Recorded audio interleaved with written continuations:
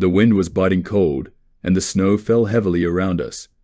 We had been marching for days, moving closer to Moscow, but the Russian winter was doing more damage than any enemy could.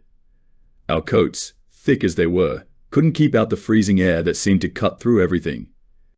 I remember looking at my comrades' faces pale, tired, and worn down by the endless cold and hunger.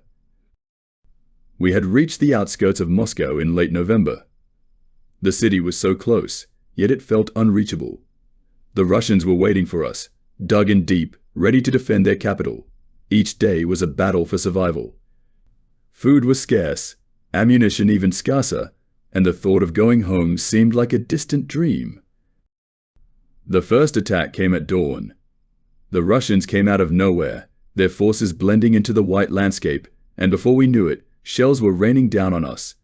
We were ordered to hold our position, but the bitter cold made even holding a rifle painful. My fingers were numb, and my feet had lost all feeling long ago. As we moved to engage the enemy, the snow made every step a struggle. It was like trying to walk through deep mud, but colder, heavier. I remember seeing Russian tanks emerging from the snow, their treads crushing everything in their path. Our artillery was slow to respond, and before long, our lines were breaking.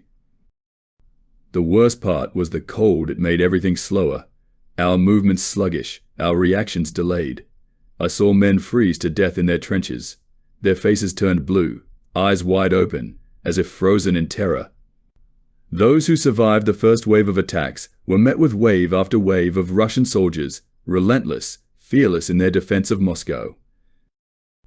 At night, the cold became unbearable. We had little to eat, and some men resorted to burning anything they could find to stay warm. The reality of our situation began to sink in. We were not going to take Moscow.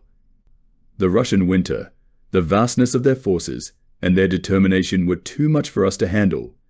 Morale was at an all-time low, and every man knew that if the cold didn't kill us, the Russians would. We held out as long as we could, but by December, it became clear the Battle of Moscow was lost. We were ordered to retreat, but even the retreat was deadly.